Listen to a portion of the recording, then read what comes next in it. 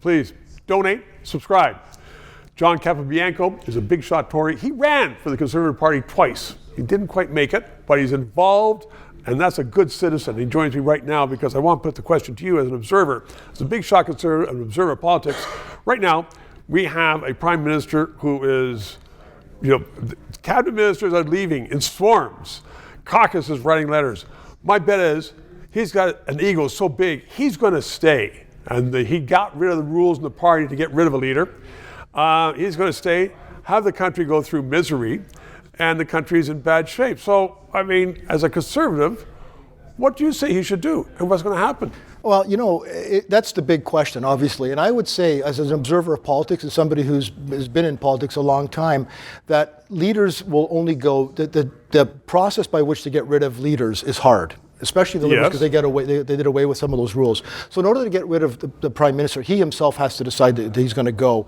And that decision is going to be his. Now, the only thing that can make a decision for a leader is caucus. As we saw that with Patrick Brown here in Ontario and other leaders, when caucus start revolting and doing so publicly, and the leader, be it a Prime Minister or a Premier, starts losing the confidence of his or her caucus, that's the end of their time. Because the minute you lose that... He can still have a vote in the House.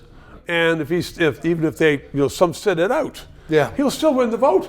Well, so there's not going to be an election. What I think so, Stephen, is up until now, it's always been these unnamed sources, right? And that's just cowardly. Anybody that says, to the media, I don't want Trudeau to run again, but yet won't put their name to it, bunk. Yeah. But once they start putting, as we've been seeing over the last little while, people like Sean Casey, the MP from Prince Edward Island, Anthony Housefather and others, so once people start putting their names to this, then others start feeling a little bit more comfortable that, hey, I'm going to now put my name to it. If that starts getting into the 20, 30, 35, 40 range of caucus members, that's a heck of a lot of caucus members. It's a lot of caucus members, but Trudeau is so ego-driven, and he wants the job so badly. For to stand up and say, I've been running a great government, and I'm going to continue to run a great government, it just shows how silly he is, because everybody knows it's been a terrible government, even dyed-in-the-wool Liberals.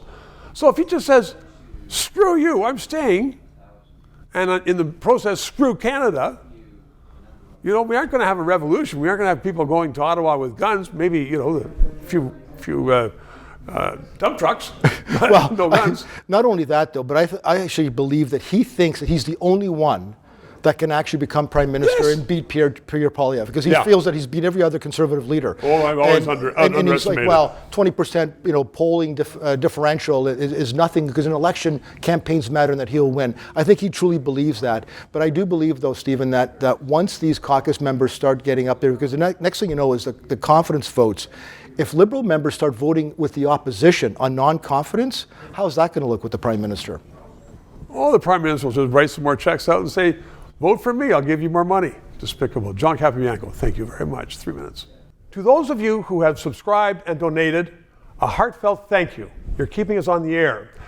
If you're watching and you haven't, please try to do so, because 4 years ago we started this show because there needed to be independent analysis.